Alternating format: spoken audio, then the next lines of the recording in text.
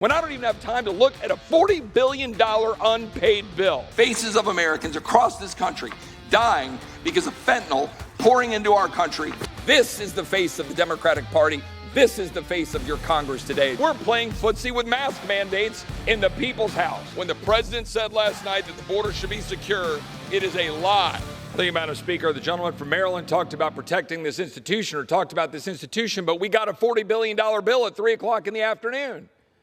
I haven't had a chance to review the bill. My staff is poring over the pages trying to see what's in it.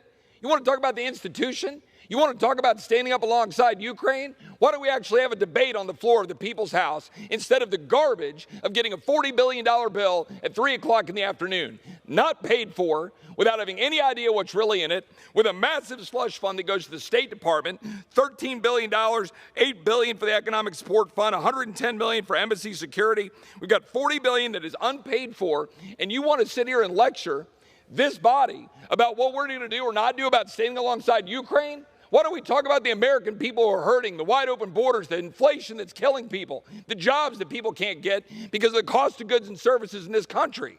Sitting here and being lectured to when I don't even have time to look at a $40 billion unpaid bill. I make a motion to adjourn.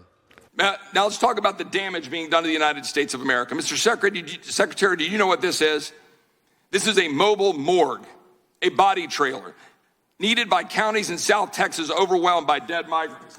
That particular trailer is filled with these bodies, 27 bodies that were stored in this mobile morgue in South Texas with dead bodies of migrants. Dead bodies like this one found on a ranch just 3 weeks ago in South Texas, a dead migrant. Somehow that's compassion. How about the dead bodies found by migrants? Compassion. How about the little girl here with a brand on her arm? A little girl with a brand on her arm because of your policies. A little girl here in the desert found by ranchers trying to save their life. And how about the lost voices for people dying from fentanyl? The tens of thousands of Americans dying from fentanyl. Faces of Americans across this country dying because of fentanyl pouring into our country. Time of the gentleman has expired. You know full well. Time of the gentleman has expired, Ms. Encouraging people to come here, harming Texas and harming this country. You know it. What are we doing for the people of the United States? I'm going to be told, oh, we're protecting the law. The law is being complied with. When instead what it is a fishing expedition for political purposes, which we saw on high display yesterday in the room next door, where we got nothing other than dawdling responses about an incompetent effort. And here we sit, mounting up debt for our children and grandchildren, wide open borders, destroying communities, endangering lives of Americans in South Texas while I get smirks from my Democratic colleagues, while there are people right now facing attacks from cartels, dealing with it on a daily basis, and we get smirks and we get requests for emails from people in the White House. This is the face of the Democratic Party. This is the face of your Congress today, America. I thank the chair. I have a motion. I do want to just say, shame on my colleague from Texas. To question the motivation of Democrats. Shame on this body. Yeah, I know. We've heard from you. It's my time. And you'll continue to hear from me. Wait a in minute. defense of this country. Mr. Chairman. Hold up. He has the time. I have the time. America deserves the time. Yeah. America deserves better than what I just heard from, Mr. Mr. Chairman, I have a motion. We're playing footsie with mask mandates in the People's House. I mean, it's absolutely absurd what this body is doing, the People's House. It's an embarrassment. It's a mockery. And the American people are fed up. They want to go back to life. They want to go back to business. They want to go back to school without their children being forced to wear masks, to be put in the corner, to have mental health issues. And we're running around here, and the speaker comes down here at 10 o'clock in the morning saying we got to wear masks in the People's House, and we have people infected with COVID coming across our southern border into Texas, and you all put masks up front here on the People's House? We got to go around and see, okay, we can't come to the floor. I can't execute my constitutional duty unless I wear a mask.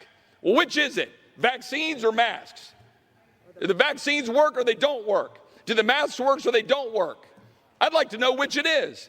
I'd like Dr. Fauci to come down and answer a single question about natural immunity. If you've been infected with a virus, do you have immunity?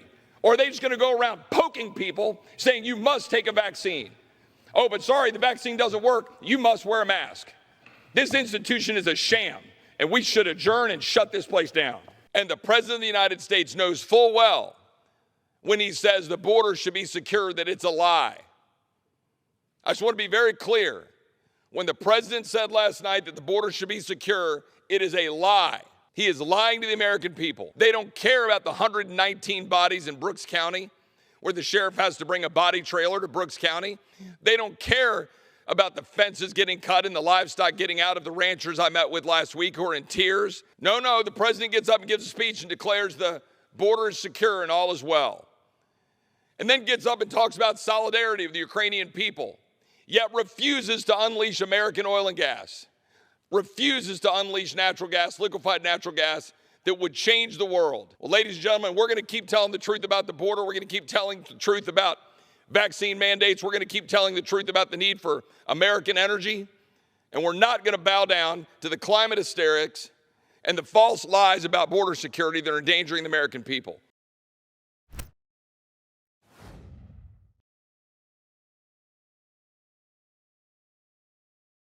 Hey guys, if you like smart, nuanced, left-right conversations and interviews in a world where there are very few of those, do you want to hear both sides of an issue? Do you want to hear people debate it out? then you need to subscribe to our new YouTube channel by clicking the link in the description or the pop-up button that appears on your screen.